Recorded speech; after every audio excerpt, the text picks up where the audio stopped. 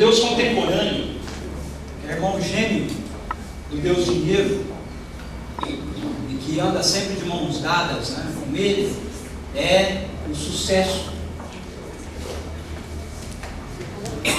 Assim como os demais deuses, o sucesso em si, ele não é mau, okay? Na verdade, ele expressa o anseio de significado que está presente na vida de cada pessoa. Por que a gente deseja ter sucesso?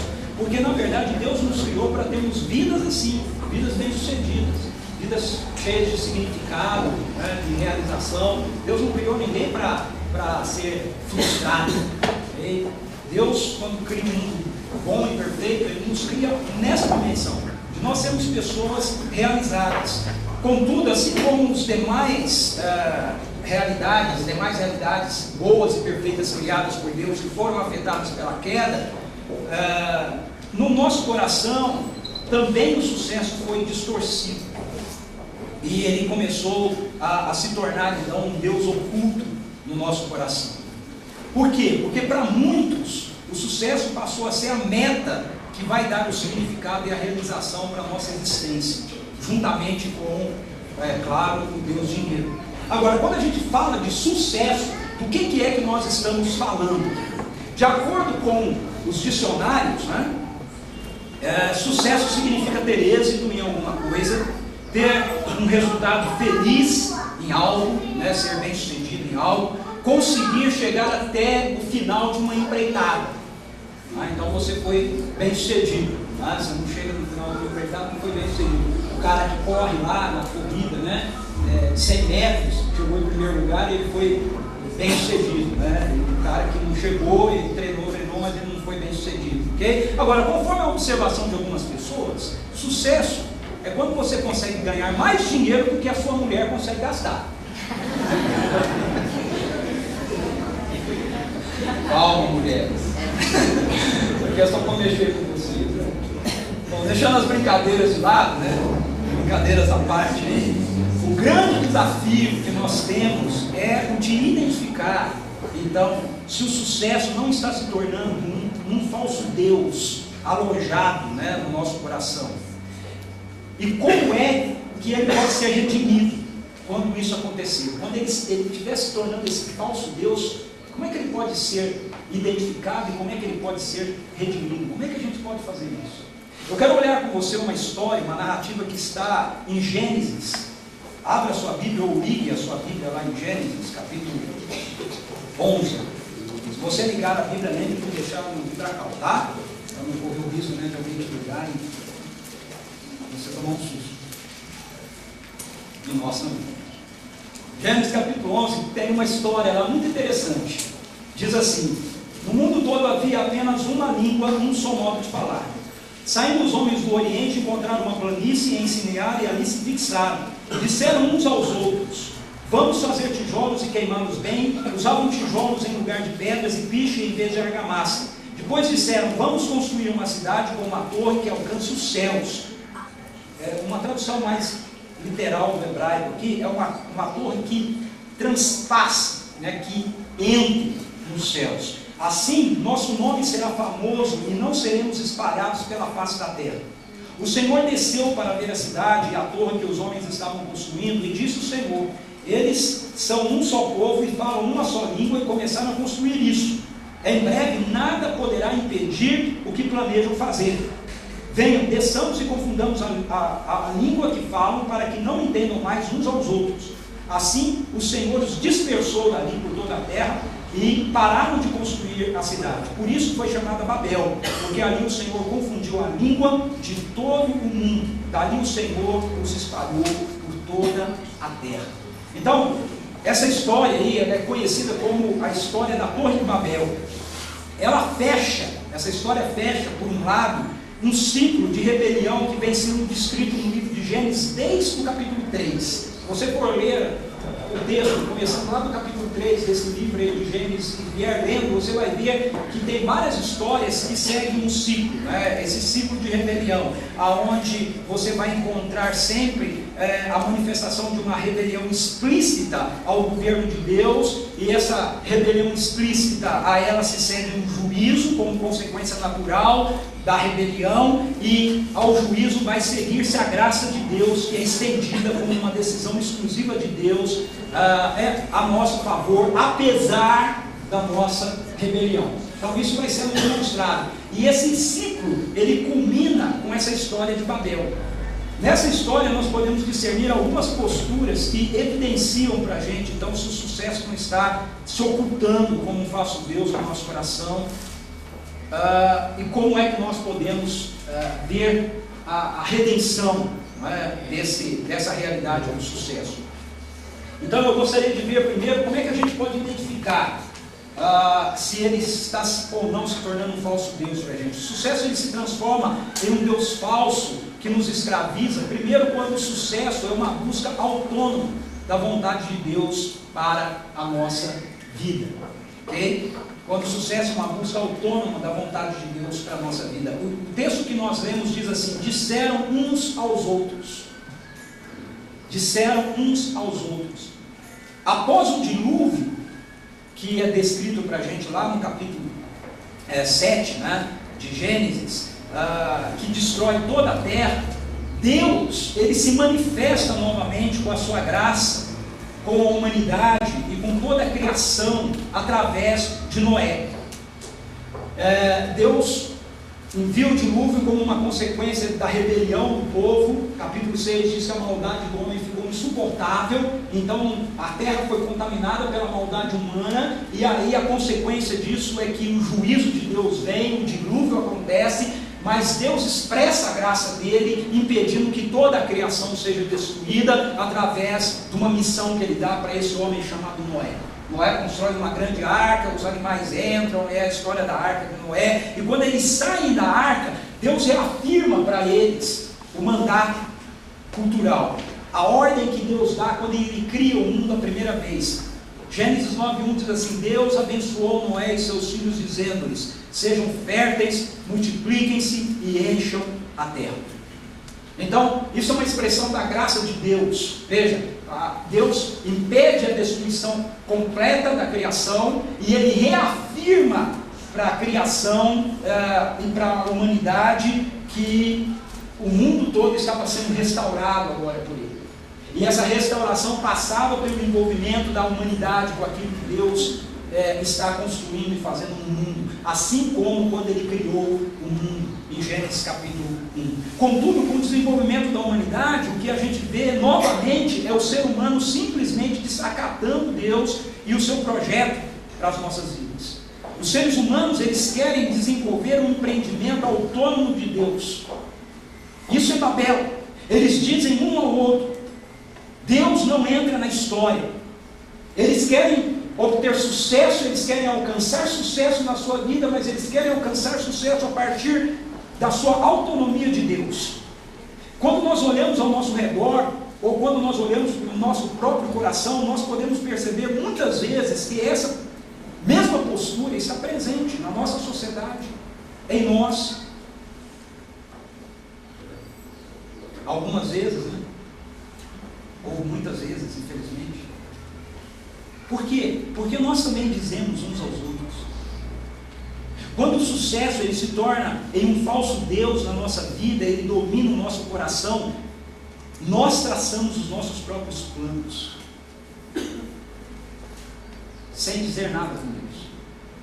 Sejam eles planos profissionais, sejam sentimentais, sejam financeiros, até mesmo os relacionados ao que nós chamamos de ministério cristão.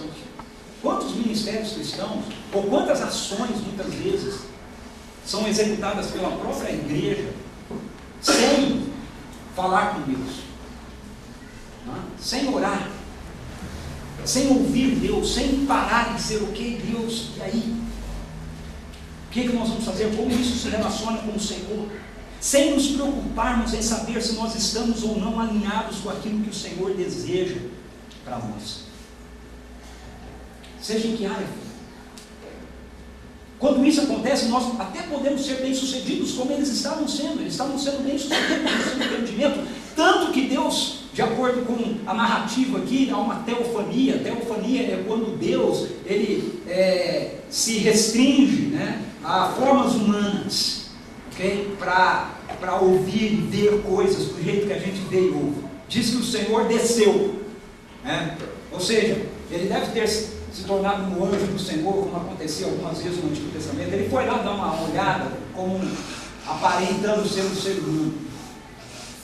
E essa olhada de Deus, nessa obra que estava sendo bem sucedida, leva Deus a dizer: eles não podem ter sucesso nesse empreendimento, porque ele é completamente fora daquilo que eu tracei para eles. A verdade é que nós achamos que temos o direito de planejar e de desenvolver a nossa vida como bem entendemos. Isso é o que a nossa sociedade nos diz. Você tem o direito de fazer.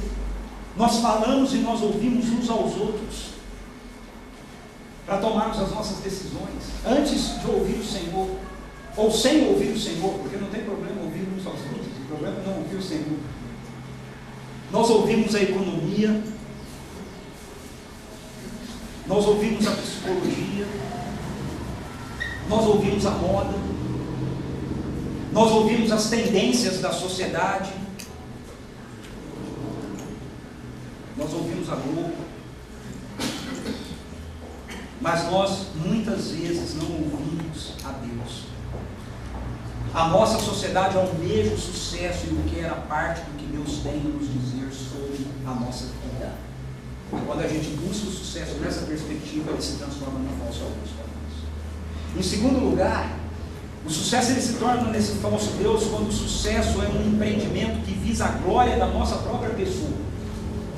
O texto diz para a gente no verso 4, depois disseram, eles disseram uns aos outros, e depois disseram: vamos construir uma cidade com uma torre que alcance os céus, assim nosso nome será famoso.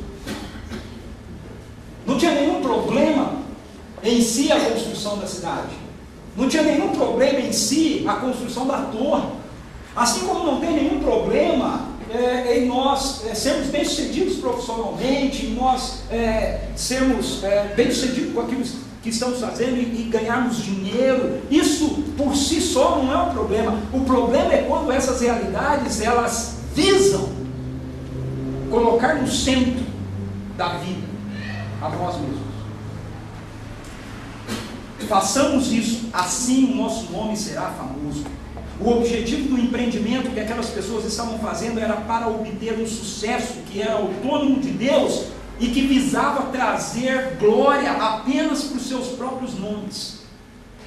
Quando Satanás, esse arqui-inimigo do reino de Deus, lá no Éden, tenta os primeiros seres humanos, ele na verdade propõe exatamente isso. Ele diz para Eva e para Adão: coma do fruto, assim vocês serão deuses. Serão deuses para si mesmos. Ou seja, vocês vão viver não para a glória de Deus, vocês vão viver e vão fazer as coisas buscando a glória para vocês mesmos. Essa é a proposta. Porque é isso que um Deus recebe: glória. Todas as vezes que o sucesso se torna então um falso Deus que está alojado no nosso coração, ele irá nos levar à vaidade e ele irá nos levar ao orgulho. Ele irá nos conduzir pelo caminho da soberba. Ele irá fazer com que a gente queira para nós mesmos a glória que deveria ser dada a Deus por aquilo que a gente realiza.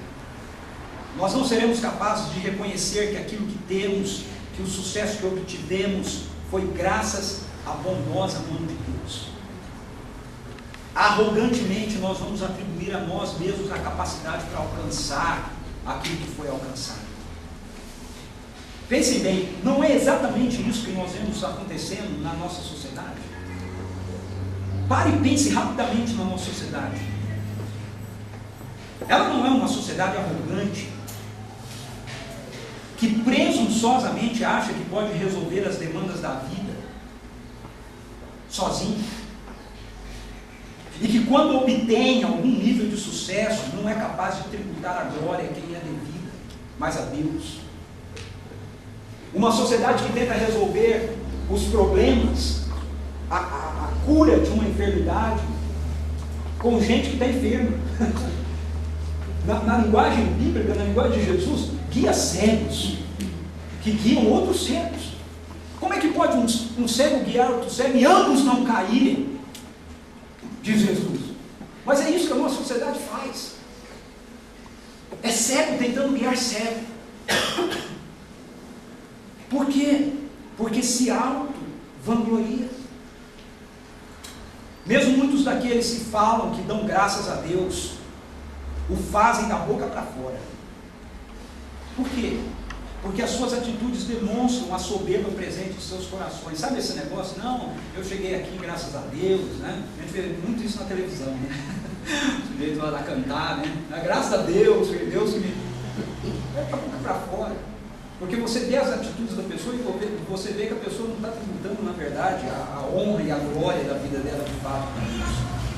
Geralmente gente assim não sabe conviver bem com o sucesso que vem acontecendo através da vida de outros. Uma forma da gente perceber essa arrogância, né, no nosso coração, perceber se nós não estamos vivendo, buscando viver a nossa vida para a nossa própria glória, é essa. É que quando a gente busca o sucesso em nome do nosso próprio nome, por engrandecimento do nosso próprio nome, a gente tem problema com outras pessoas que são bem-sucedidas. A gente faz questão de atacar quem está sendo bem-sucedido. A gente faz questão de denegrir quem está sendo bem-sucedido. Por quê? Porque a glória do nome dele está sobressaindo ao nosso. Como pode? E é triste ver que muitas vezes isso acontece, inclusive, no contexto do reino de Deus, de igreja. No contexto do reino de Deus isso não acontece, ok? Mas acontece no contexto de igreja, da religião. Muitas vezes, né, uma igreja atacando outra igreja, um grupo falando com o outro. E você pode olhar, geralmente fala, porque o outro está sendo bem sucedido, está alcançando alguma coisa que você não está alcançando. Mas isso acontece também no mercado de trabalho, em muitas outras áreas. É a famosa inveja. São pessoas que sempre têm uma palavra desmotivadora, uma palavra de crítica, uma palavra negativa para aquilo que vem acontecendo de bom através da vida de outras pessoas. Então é uma forma de você sondar o seu coração e averiguar se o sucesso nos está se tornando um falso Deus. Mas em terceiro lugar, quando o sucesso não expressa o compromisso com a missão de Deus. O sucesso ele se transforma num falso Deus na nossa vida quando ele não expressa o compromisso com a missão de Deus. O verso 4 diz assim, que eles querem ficar ali, fazer grande o seu nome e termina, e não seremos espalhados pela face da terra. Rebelião. É incrível esse negócio na Bíblia, isso é tão bacana, tão legal, eu fico tão emocionado com isso, né? Perceber esse negócio. Olha, faça a ligação, Gênesis 9:1. Deus diz para Noé, esse povo de Babel é a descendência de Noé, ok?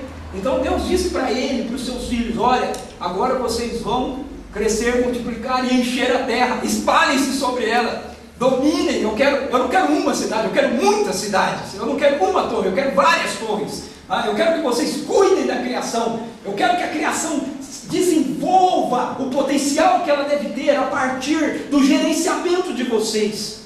Aí o povo sai fazendo isso, só que chega numa planície, encontra lá um lugar bacana, mas não, vamos ficar todo mundo aqui, vamos fazer uma cidade só aqui, uma mega cidade, uma mega torre. Ao invés de nós espalharmos sobre a terra, vamos penetrar o céu. Ao invés de nós espalharmos sobre a terra e nós dominarmos a terra, vamos dominar o céu. Vamos disputar com Deus. Então, é muito interessante porque a postura daquelas pessoas era uma afronta direta ao que Deus mandou que os seres humanos fizessem após o dilúvio.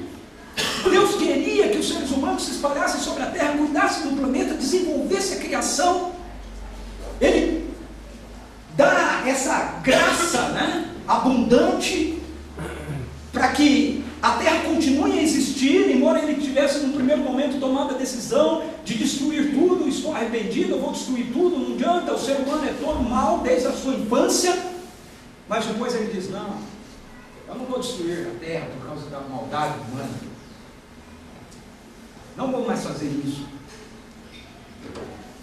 Eu vou continuar investindo no ser humano e preservando a criação, apesar dele. Mas aí o que o homem faz? Novamente se rebela. Mais uma vez o ser humano responde com rebelião ao Deus Criador. Assim como nós temos visto a nossa sociedade continuamente fazer. Deus nos dá sua orientação. Preste atenção nisso. Deus nos dá a sua orientação para que possamos ter uma vida que faça florescer o que é de melhor em nossa sociedade, apesar da queda. Se a gente, mesmo com a queda, seguisse as orientações que Deus nos dá, nós teríamos uma sociedade que não seria perfeita, mas seria muito boa. Porque ela não é. Porque nós insistimos, a nossa sociedade continua fazendo escolhas que são contrárias ao governo amoroso de Deus sobre nós. E quando nós agimos assim, ainda que a gente alcance algum nível de sucesso em nossa vida, o mesmo irá nos escravizar, não nos dará plenitude, o mesmo irá drenar de nós a energia e a beleza da vida plena que o Evangelho pode nos dar. Deus nos dá orientação para os nossos relacionamentos, mas a nossa sociedade escolhe desenvolver relacionamentos contrários às orientações de Deus. Deus nos dá orientações para o nosso trabalho, para que o nosso trabalho seja algo bom para nós, que abençoe a nossa vida, abençoe a nossa casa, mas nós resolvemos desenvolver o nosso trabalho a partir dos nossos próprios critérios. E aí, aquilo que deveria ser muitas vezes bênção e coisas boas para a nossa vida, acaba, por exemplo, às vezes destruindo um casamento, porque o sujeito só sabe trabalhar. Porque cada um só busca a sua vida profissional e se esquece que o trabalho é um item a mais de complemento. Deus nos dá orientação para o nosso casamento, Deus nos dá orientação para a criação dos nossos filhos e etc. Ele nos dá orientações. Estão aqui, neste livro, que se nós fôssemos sábios, nós leríamos e meditaríamos nele de dia e de noite. Mas o que a gente faz? O que a nossa sociedade faz? Vamos construir uma torre. Vamos fazer de forma diferente daquilo que Deus está dizendo para a gente fazer. Sucesso alcançado contra a missão de Deus não nos dará vitória. No final de tudo vai nos conduzir à destruição e à morte. É o que aconteceu em Babel. É o que a palavra de Deus nos diz, por exemplo, em Provérbios, capítulo 14, versículo 12, quando diz assim: há caminho que parece ser certo ao homem, mas no final conduz à morte. Tem muito caminho proposto pela nossa sociedade que parece ser muito bom e muito certo, mas o final dele conduz à morte. Cuidado quando você definir coisas na sua vida com essa ideia de que, hoje todo mundo faz assim. Hoje é assim mesmo. Mas todo mundo faz. Cuidado. O fato de todo mundo fazer não significa que é o certo. Agora, como é que a gente vê a redenção disso? Onde está o elemento do Evangelho, o elemento da graça de Deus nessa história de Babel? Porque eu falei que esse ciclo acontece sempre em rebelião, juízo como consequência e graça como resposta de Deus. Onde é que está a graça? A graça não está em Gênesis 11. A graça está em Gênesis, capítulo 12, versículo 1 a 9. A resposta de Deus para Babel é Abraão. É o que ele faz na continuidade do que acontece em Babel. O texto diz assim: então o Senhor diz a Abrão: saia da terra da sua terra, no meio dos seus parentes e da casa de seu pai, e vá para a terra que eu lhe mostrarei. Farei de você um grande povo, e o abençoarei. Tornarei famoso o seu nome, e você será uma bênção. Abençoarei os que te abençoarem, amaldiçoarei os que te amaldiçoarem, e por meio de você todos os povos da terra serão abençoados. Partiu Abrão como lhe ordenara o Senhor, e Ló foi com ele. Abrão tinha 75 anos quando saiu de Harã. Levou sua mulher Sarai, seu sobrinho Ló, e todos os bens que haviam acumulado, os seus servos comprados em Harã. Partiram para a terra de Canaã e lá chegaram. Abrão atravessou a terra até o lugar do carvalho de Moré, em Siquém. Naquela época os cananeus habitavam essa terra. O Senhor apareceu a Abrão e disse: à sua descendência darei esta terra. Abrão construiu ali um altar dedicado ao Senhor que lhe havia aparecido. Dali prosseguiu em direção às colinas do leste de Betel, onde armou acampamento, tendo Betel a oeste e Ai a leste. Construiu ali um altar dedicado ao Senhor e invocou o nome do Senhor. Depois Abrão partiu e prosseguiu em direção ao Negueb. Quem é Abrão? Abrão é um dos homens dispersos de Babel. Ok? Esse é Abrão. Às vezes a gente fala de Abrão como se ele fosse parte do povo de Israel. Israel não existe. Israel não existe ainda. Só existe na mente de Deus, no coração de Deus, na eternidade. Ela está lá. Ela vai vir a ser historicamente. Então quem é Abrão?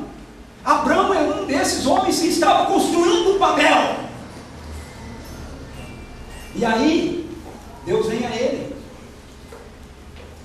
Deus vem a um desses que estava dentro do contexto da rebelião e, por sua graça, o chama de lá, seguindo um padrão que vem sendo desenvolvido desde Gênesis 3.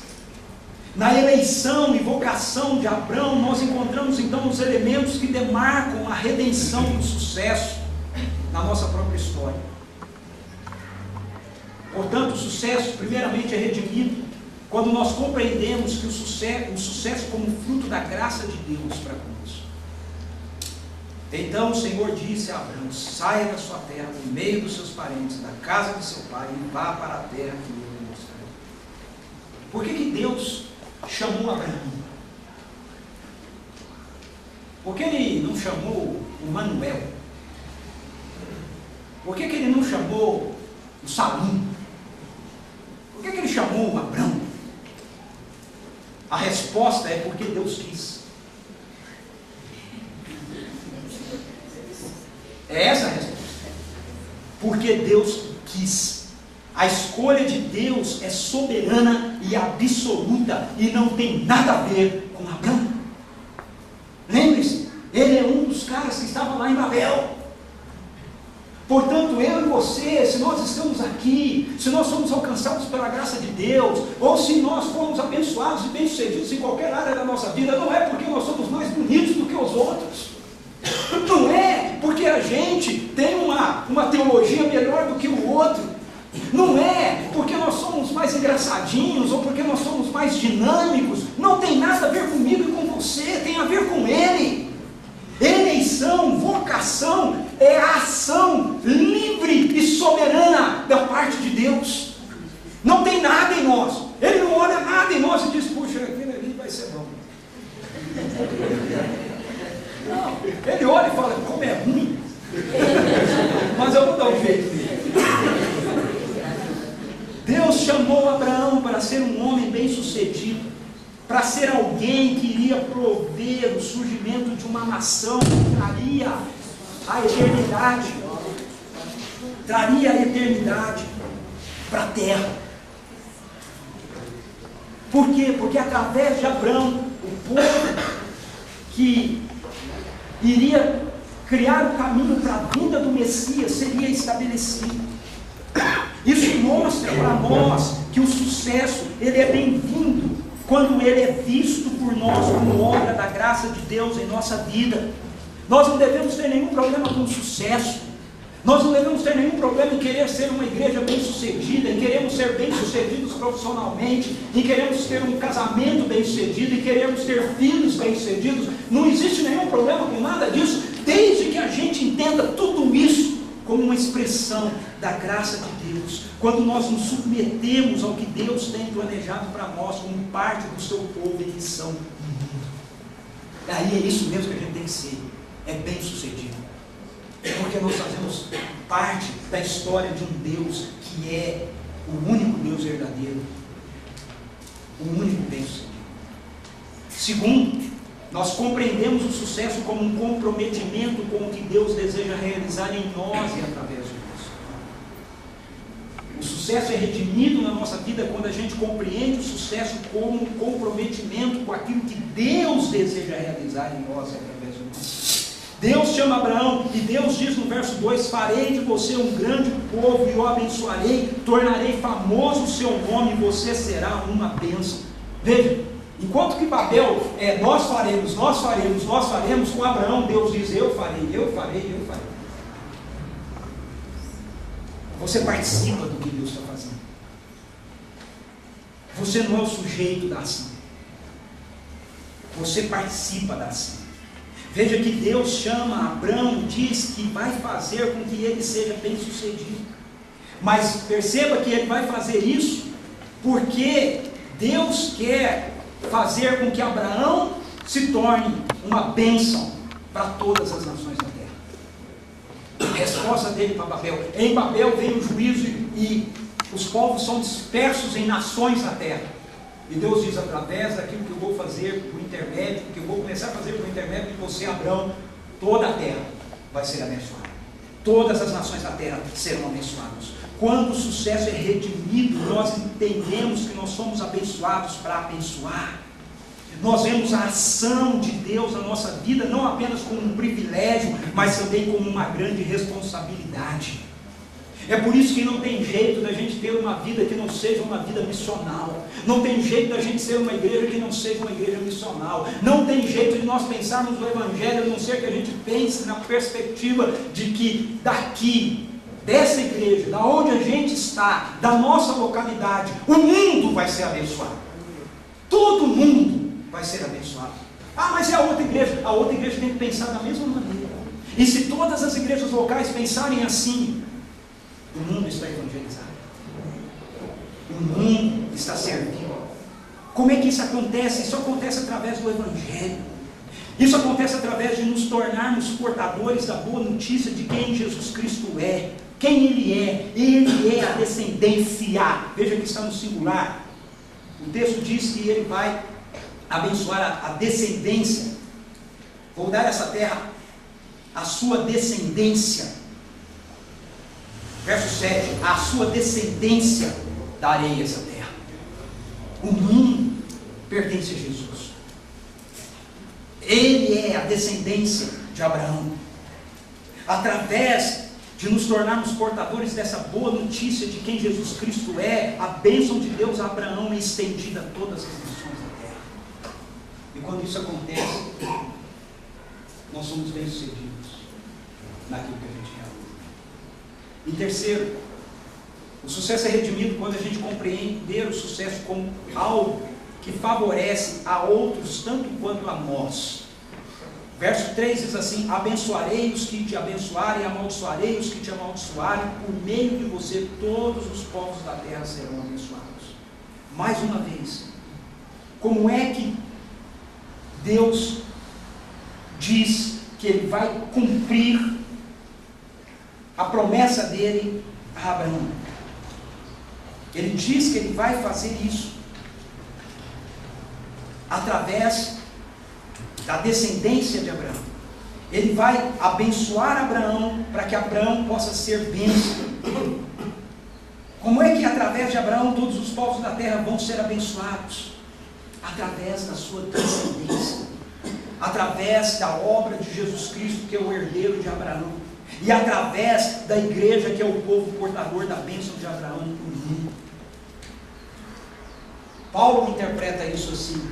Ele diz em Gálatas capítulo 3, versículo 7 a 8. Veja, Paulo está interpretando, o Novo Testamento está interpretando esse texto aqui do Antigo Testamento.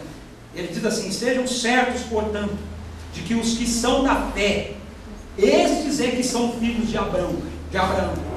Os filhos de Abraão não são, o que Paulo está dizendo aqui é que os filhos de Abraão não são os judeus, física, a raça judaica. Ele está dizendo, os filhos de Abraão são aqueles que creem no mesmo Deus que Abraão crê. Aí ele diz assim, prevendo a Escritura, que Deus justificaria os gentios pela fé. Olha, não é só com os judeus, raça, nação judaica, é para eles, mas não é só para eles. Prevendo a Escritura que Deus justificaria os gentios pela fé, anunciou primeiro as obras, as boas novas, o Evangelho a Abraão. E onde é que está o Evangelho? Veja, Paulo agora cita o texto lá de Gênesis capítulo 12 que nós estamos lendo. Por meio de você, todas as nações da terra serão abençoadas. Por meio de você, todas as nações da terra serão abençoadas. Isso é Evangelho. Por meio do descendente de Abraão. O sucesso é redimido. O sucesso, uma vez redimido, é produto da bênção de Deus. É fruto da nossa rendição ao Evangelho. Não é produto do nosso esforço autônomo e orgulhoso.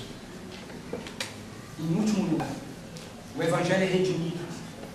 O sucesso é redimido quando nós compreendemos o sucesso como uma realidade que deve nos conduzir à adoração. Versos 7 e 8, o Senhor apareceu a Abrão e disse, a sua descendência darei esta terra. Abrão construiu ali um altar dedicado ao Senhor que lhe havia aparecido. Dali, prosseguiu em direção às colinas a leste de Betel, onde armou acampamento, tendo Betel a oeste e Ai a leste. Construiu ali um altar dedicado ao Senhor e invocou o nome do Senhor. Todas as promessas feitas por Deus a Abraão o conduziu a uma profunda consciência de gratidão que se reverteu em uma vida de adoração e consagração a Deus. Se o sucesso que a gente alcança não nos leva a construir altares para o Senhor, se o sucesso que a gente alcança não nos leva a nos tornarmos mais gratos a Deus, mais fascinados por Ele, mais quebrantados diante dEle, esse sucesso se transforma em falso Deus na nossa vida. Seja ele no casamento, seja nos negócios, seja onde for. O segredo para que o sucesso na nossa vida pessoal, familiar, profissional, comunitária, não se transforme num falso Deus, é que Ele sempre precisa nos levar a construir altares, a nos prostrarmos diante de Deus e adorá-lo, a dizer para Ele, Jesus, seja o centro, Jesus, eu te amo. Uma nítida evidência de que o sucesso é uma realidade redimida em nossa vida, é então de que nós somos levados a essa vida de adoração, a esse desejo de glorificar a Deus em tudo aquilo que a gente faz. Quando o sucesso que atingimos, seja em que área for da vida, nos coloca prostrado, nos leva a erguer as mãos para bendizer o Senhor, enche o nosso coração de gratidão e louvor, é porque esse sucesso é redimido. E sucesso redimido é maravilhoso. A olhar para a sua vida, como é que você se sente? Essa um fracasso?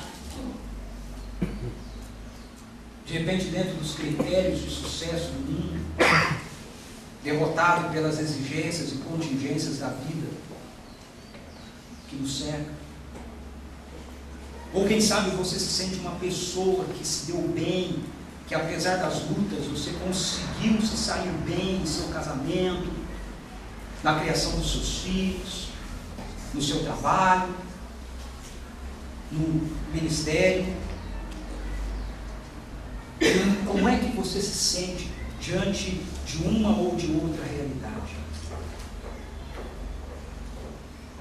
Jesus Cristo, com a sua morte e ressurreição, Ele quebrou todo o poder que o sucesso pode gerar em nosso coração para nos escravizar a Ele como um falso Deus.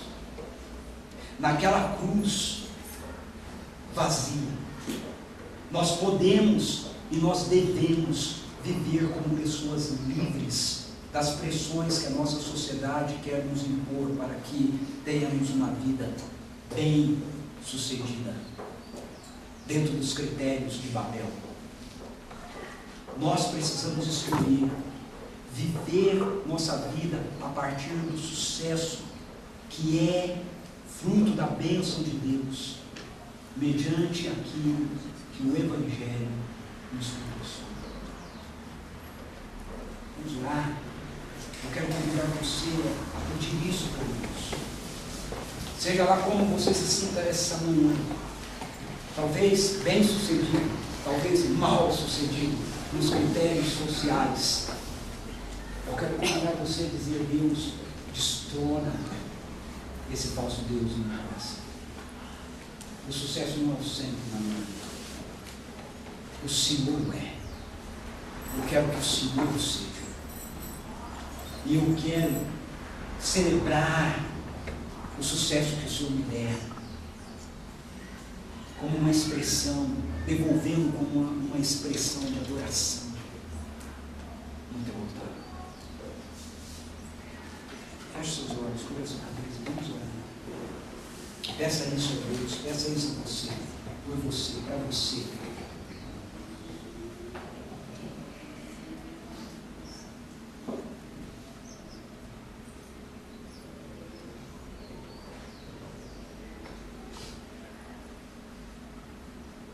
Senhor, desmascar esse Deus. Isso oculta muitas vezes no fundo do nosso coração, que se disfarça, mas que nos conduz a uma vida modelada por Babel, de independência, de rebelião contra o Senhor.